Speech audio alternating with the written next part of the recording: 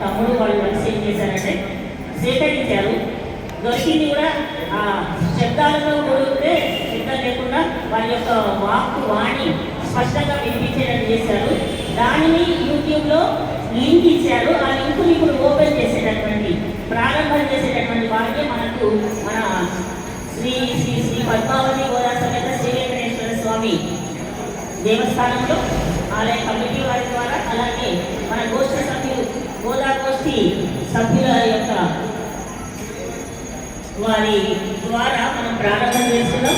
ఇది గొప్పనైన అవకాశంగా రాష్ట్రాలు భావిస్తూ మనకు భాగవతోత్తములను స్మరించడము, భాగవతోత్తములను ముందుకు వెళ్ళమని అప్పచెప్పినటువంటి విధానంగా ఈరోజు మా నాన్నగారి యొక్క లింక్ని ప్రారంభం చేసుకునేటటువంటి అవకాశం మనకి లభించింది.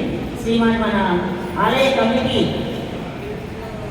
చైర్మన్ గారు, అలాగే ప్రధాన కార్యదర్శి గారు శ్రీమాన్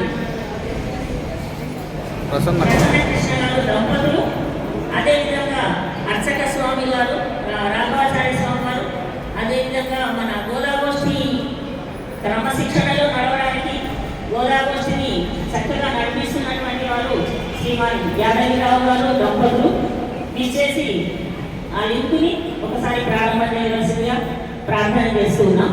జై శ్రీమన్నారాయణ.